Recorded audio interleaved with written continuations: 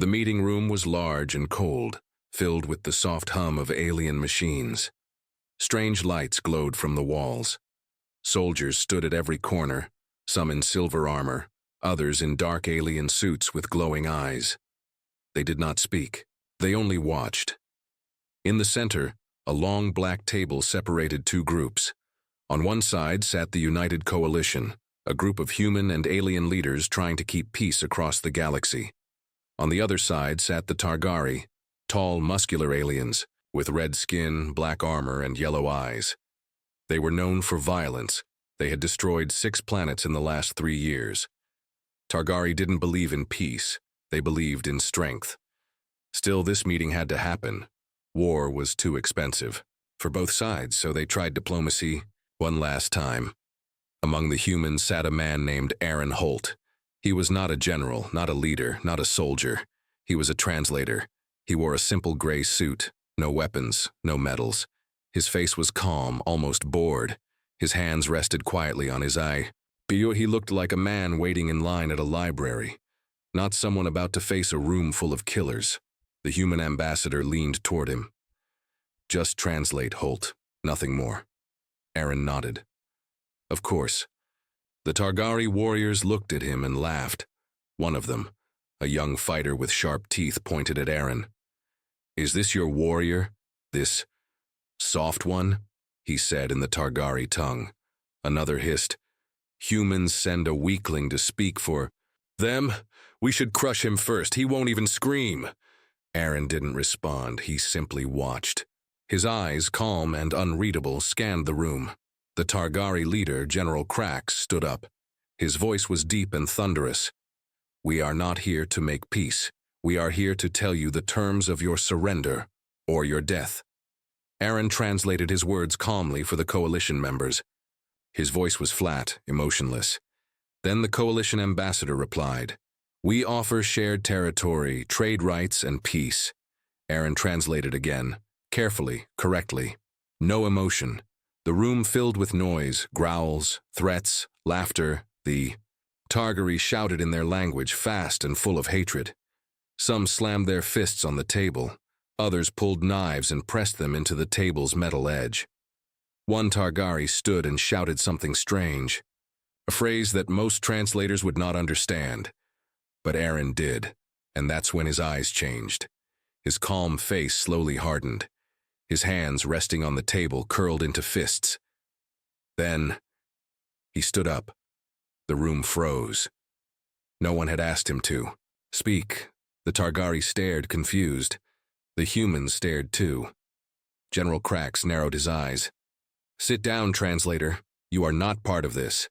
But Aaron didn't sit. He looked straight at the general. Then he spoke one sentence, not in English, not in coalition standard language, but in ancient Targari, a forbidden tongue, a language of blood and war, lost for 100 years. The sentence echoed through the room, and everything went silent. Even the alien machines seemed to pause. Even the soldiers forgot to breathe. The Targari gasped. One dropped his weapon. The phrase Aaron spoke was a warrior's challenge, something only a Targari war chief could say before battle, something that had not been said since the old wars, something no outsider should ever know. General Krax's face turned pale. His eyes widened. "How?" he whispered. "Where did you learn those words?" Aaron didn't answer. He stood still, cold and ready. The humans had no idea what was going on. But the Targari knew. They didn't see a translator anymore. They saw a threat, a ghost from their past, a man who spoke the language of death. General Krax looked down at his own warriors. None of them moved. None of them spoke. Aaron broke the silence again. One more sentence, quiet but strong. This time even the guards at the door backed away. A moment later, General Krax gave a strange nod. "We accept your challenge," he said. "Ritual combat. One against many." The coalition ambassador stood up in shock. "What's happening? What did you say to them?" Aaron finally turned to the humans. His voice was still calm. "I was hired to speak," he said. "I just chose the right words." Then he stepped away from the table. and walked toward the Targari warriors. The air inside the room felt heavy now. Even the lights seemed dimmer. The silence after Aaron's words was deep, too deep. The Targari stared at him like he was a ghost. Not a man, not a translator, something more. Aaron stood tall, calm and still. His gray suit looked plain, but now it seemed like armor. General Crack spoke slowly, with a dry voice. That language, it is sacred. Only our warlords knew it, only the dead. Aaron looked him in the eye. I learned it from the dead. No. One moved. No one dared to laugh now. Flashback, 10 years ago. Aaron Holt wasn't always a translator. Before all this, he had been a military linguist with Earth's special operations. He was trained to go deep into alien war zones, learn enemy languages and decode secrets. On one mission, a hidden Targari base had been destroyed. All the soldiers inside were dead. But their war scrolls, their training songs, and their battle codes were still there. Aaron had read them all. He memorized them. He didn't just learn how the Targari spoke. He learned how they thought. He never told anyone. Back in the present, Aaron slowly took off his jacket. Underneath, a black shirt hugged his lean, muscled frame. On his arms were old scars, long and curved. Not from accidents, from blades, the Targari noticed. Their eyes narrowed. These were combat scars, earned in real fights. The coalition ambassador whispered, "What are you doing, Holt? You're just a translator." Aaron didn't look back. Not today. General Crax raised a hand. "You speak like a war chief. You carry the scars of battle. But you are still human. Are you ready to face us in the arena?" Aaron nodded. "If that is what honor demands." One of the Targari warriors slammed his fists together. "We will crush him." But Crax raised his hand again. "No. This is not street fighting. This is ritual combat. One against many, a test of soul and skill. No weapons, no armor, only strength." Aaron's face didn't change. Inside, his heart beat fast, but his mind was calm. He had trained for this, not just with weapons, but with the rules of alien war. Every species had their own way of fighting. He had studied them all. The Targari guards stepped forward and cleared part of the room. They pressed buttons on their wrists and the floor shifted. A smooth circle opened in the middle of the chamber. The lights turned red. This was no longer a meeting space. It was now a combat ring. Aaron stepped into the circle. 5 Targari warriors followed, each bigger, stronger, and armed with experience. Their muscles rippled, their teeth were sharp, their eyes burned with Aaron had nothing but his body. No knife, no shield, just training and memory. The room filled with low growls and whispers. Coalition members watched in horror. They thought it was over. But Aaron took a deep breath and dropped into a low, strange stance. It wasn't Earth-style. It wasn't Targari either. It was a mix. Something new, something adapted. One Targari laughed and charged. Aaron dodged, smooth and fast. He stepped aside and struck the warrior. In the neck with the edge of his hand. A precise blow. The Targari fell, stunned. The second one attacked from behind. Aaron spun, grabbed the attacker's arm and used his momentum to flip him onto the floor with a loud crash. The room gasped. The third came at him fast, but Aaron ducked low and kicked his leg sideways, snapping the alien's balance. Another down. By the end of the minute, 3 warriors lay on the ground, groaning. Aaron stood in the middle, calm, breathing hard, but focused. 2 Targari remained. One looked at General Crax. He hesitated. Crax nodded. Continue.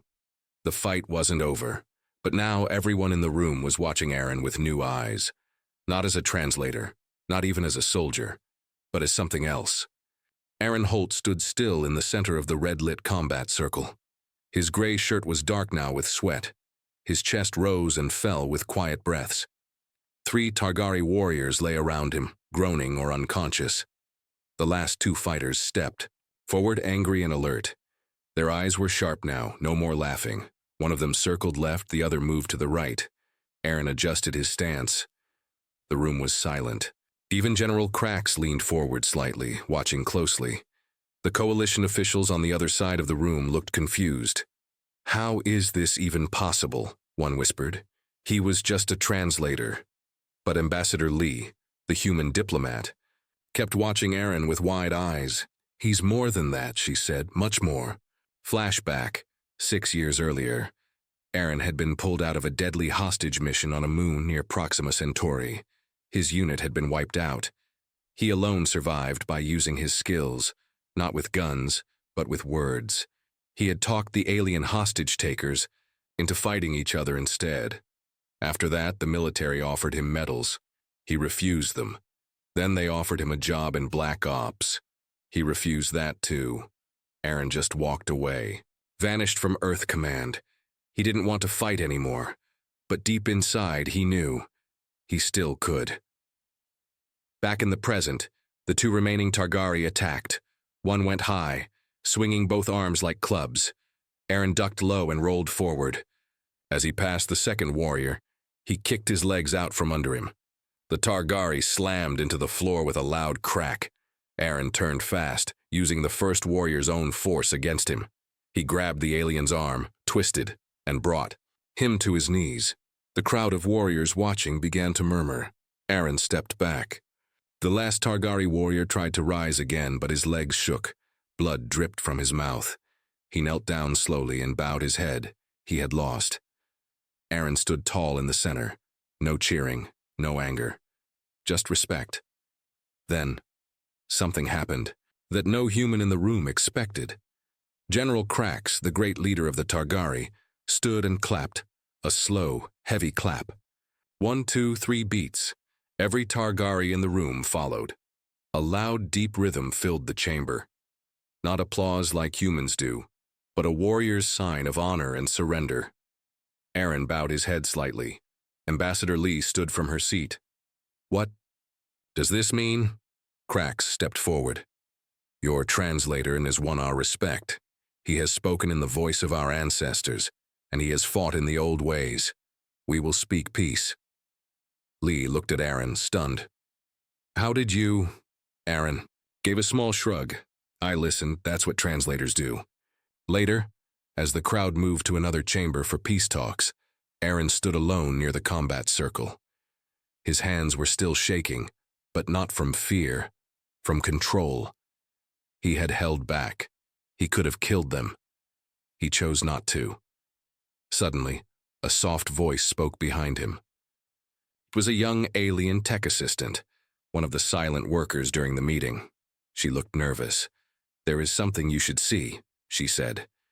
Aaron turned to her. "What is it?" The assistant showed him a hidden message on her device. "A signal intercepted during the fight. It wasn't from the Targari. It was from someone else.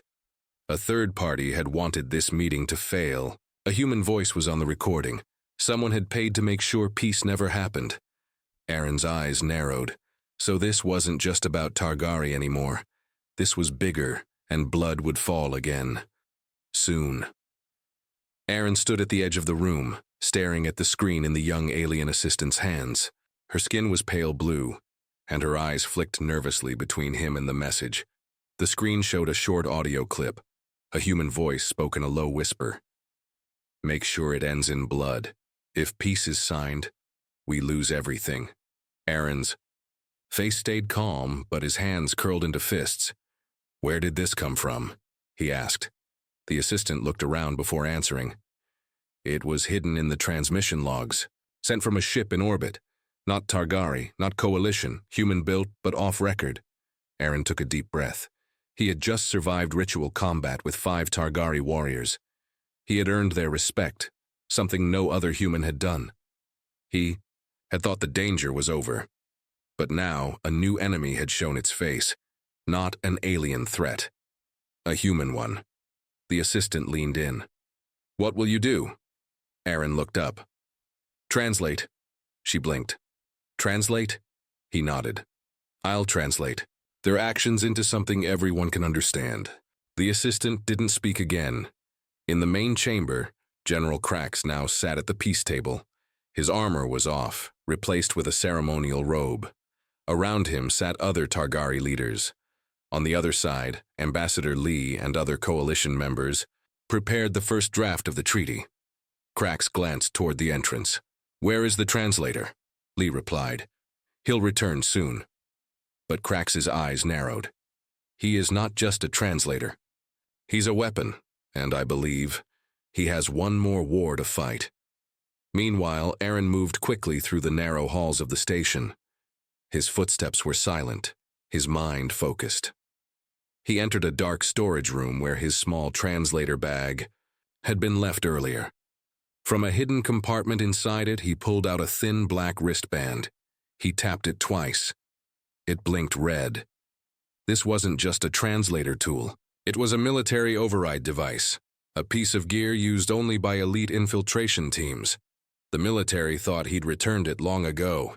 He hadn't. He strapped it on. The red light turned green.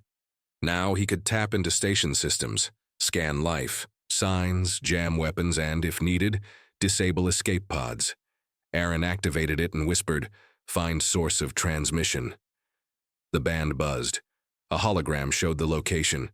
Docking Bay C7, human freighter. Unauthorized cargo.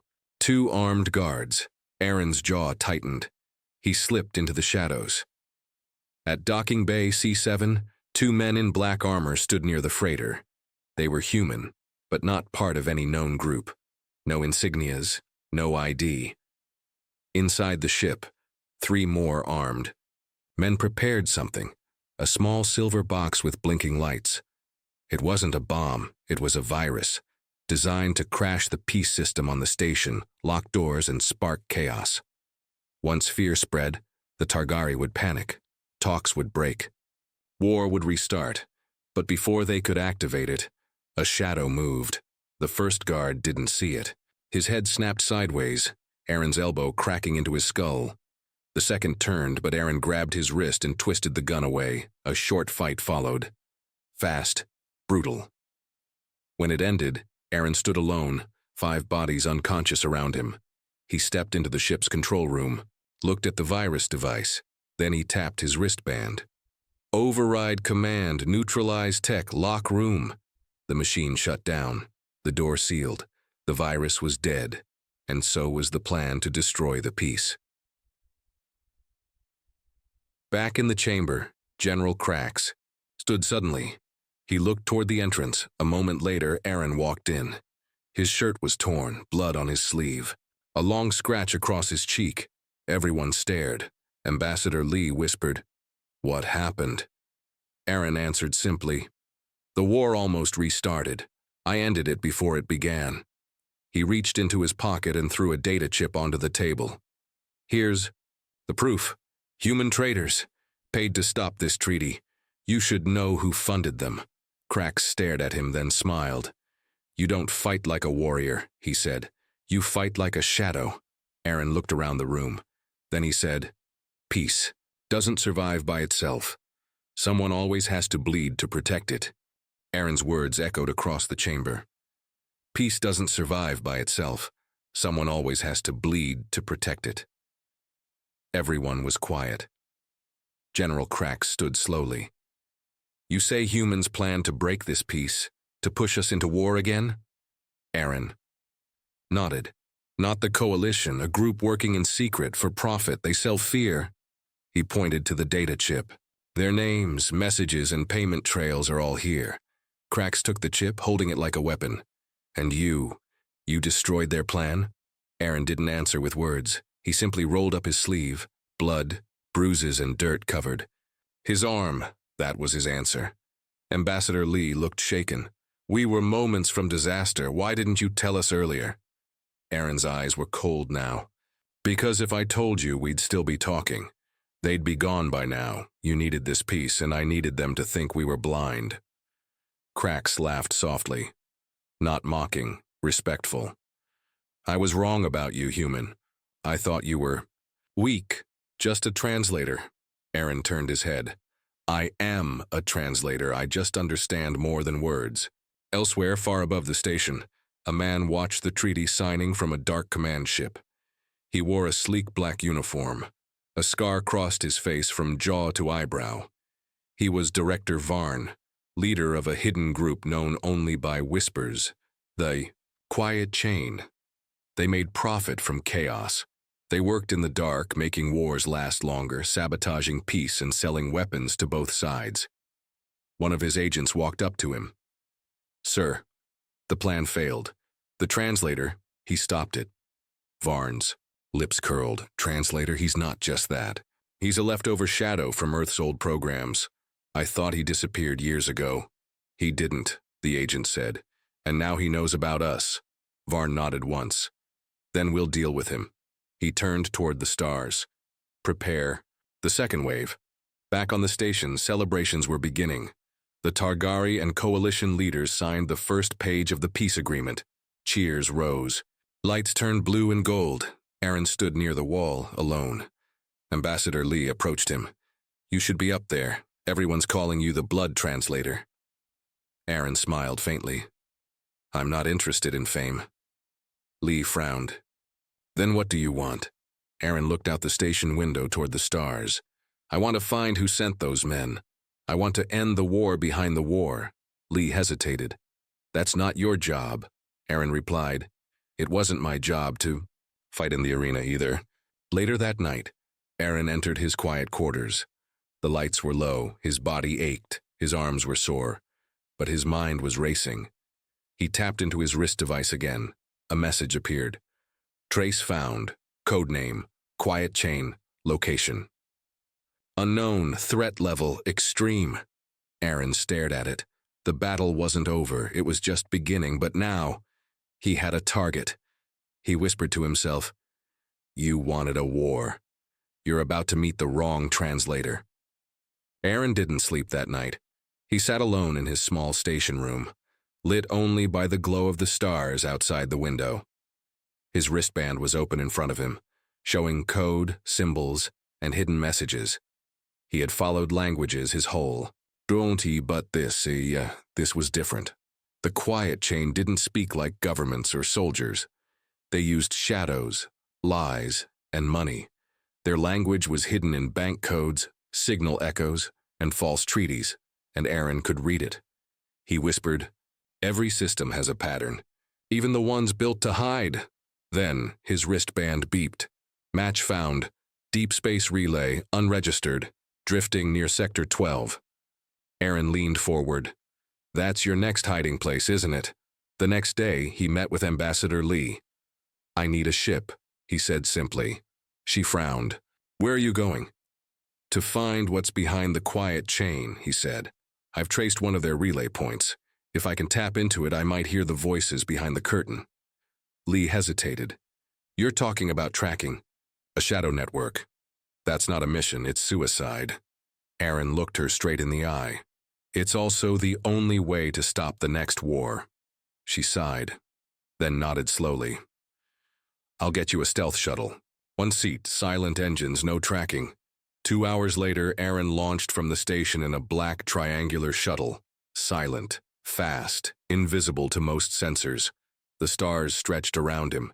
As he approached the signal's location, he saw a small broken station drifting alone in space. Dead, no lights. No life. But it wasn't dead. It was listening.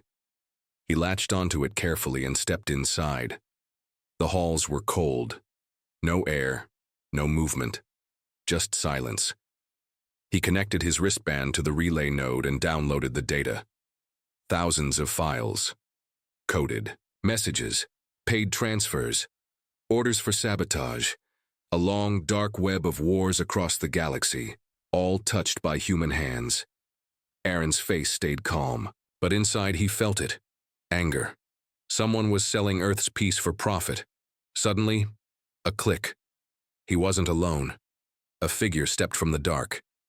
Human, wearing black armor with no markings, helmeted, armed, silent. The agent raised a gun. No words.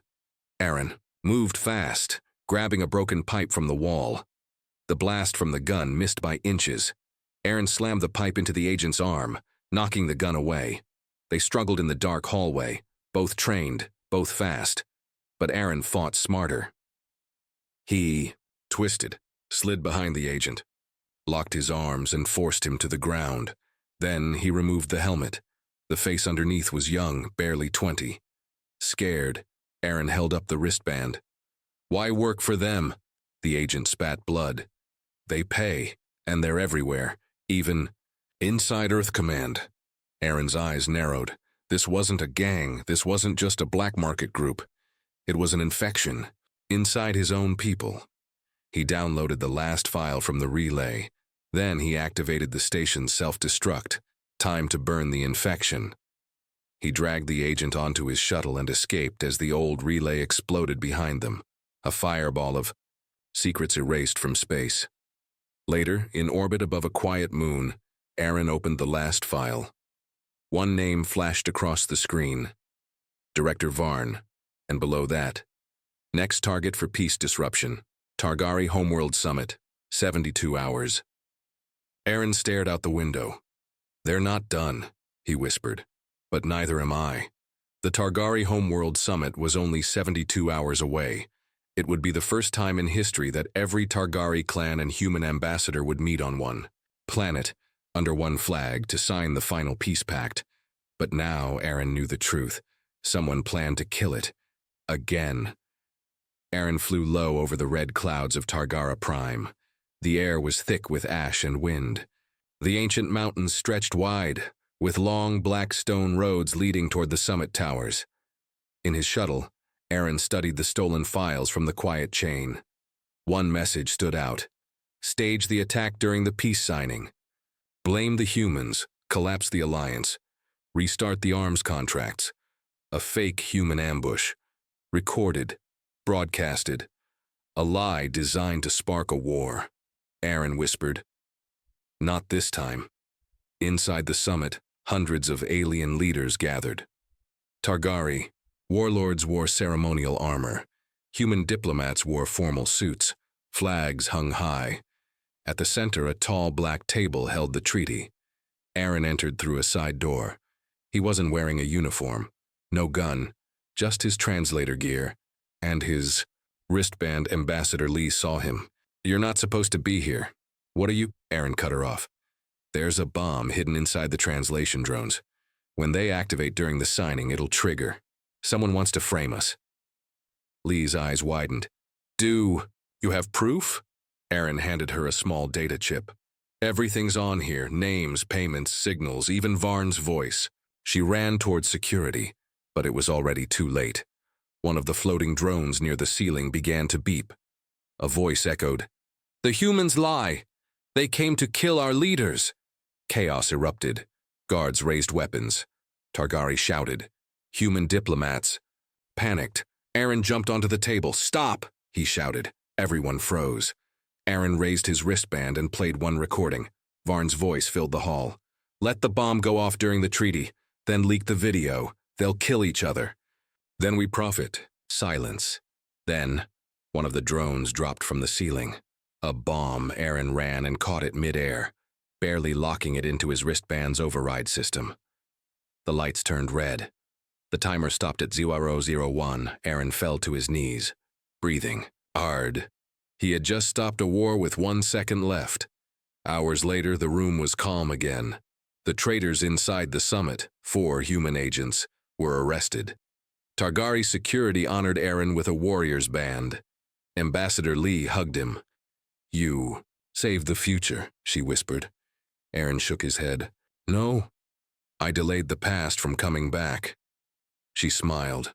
"Still, you did what no one else could. You translated the silence between the words." Back on Earth, a news headline spread across every screen. Translator exposes galaxy-wide conspiracy. Saves peace treaty in final seconds. They called him a hero. They called him the blood translator. But Aaron didn't stay to hear it. He disappeared again into the stars. Not for fame, not for medals, but because somewhere out there, silence still spoke. In dangerous ways, and someone had to translate it before it killed again.